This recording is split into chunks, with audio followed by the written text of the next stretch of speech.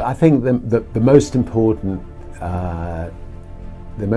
thing about running a company is to remember all the time what a company is. A company is simply a group of people, and as a leader of people, you have to be a great listener, you have to be a great motivator, you have to be very good at praising and looking for the best in people. People are no different from flowers. If you water flowers, they flourish. If you praise people, they flourish, and that's a critical attribute of a leader. If you're not good at conventional work at school, you're made to feel stupid.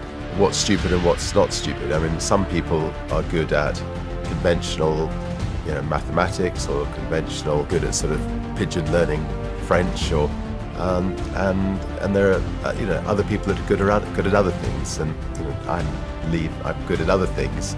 I've only discovered that once I'd left school.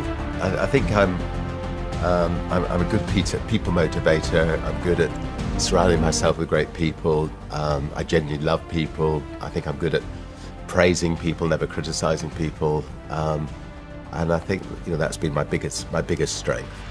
And I think for kids who are struggling at school, I think the important thing is to try to think of the one thing they're good at, and then just try to become really good at that. What would you say are the luckiest points of your career? Well, I think he's right. I mean, I think you do need lucky breaks to be successful. I've had enormous amounts of luck. First of all, in my personal life, I've done foolish things like trying to fly around the world in balloons, or trying to break transatlantic boating records and so on. And I've ended up being pulled out of the sea 5 times by helicopters. In business, there've been many moments. I mean, when we launched Virgin Atlantic, when I had a record company, people thought we were completely mad to go from having a record company to going into the airline business. And my bank thought I was absolutely mad. And when we arrived back from our inaugural flight, the bank manager was sitting on my doorstep and telling me that they were going to foreclose on the whole of the Virgin little empire. And fortunately, over the weekend, I managed to scramble enough money together from various licensees we had around the world to get rid of that bank and move on to another bank. To create a business, you've got to initially work day and night, weekends. It's really hard work. But lots of people do that and do not succeed. And so those of us who have succeeded do need to say, do need to thank our lucky stars for the breakthroughs that got us to the top. What would you do? What would be the first thing you would do to try to rebuild your success?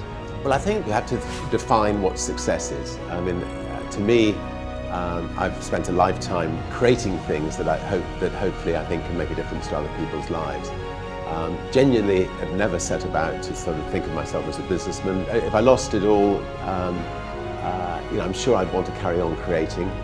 Most of my time is now spent creating not-for-profit ventures like the Elders or the Carbon War Room, or Centre for Disease Control, or trying to protect species, and that's where I get my main satisfaction from. And somehow, even if I didn't have any money, I would do my best to continue to do that. There is a very, very thin dividing line between success and failure.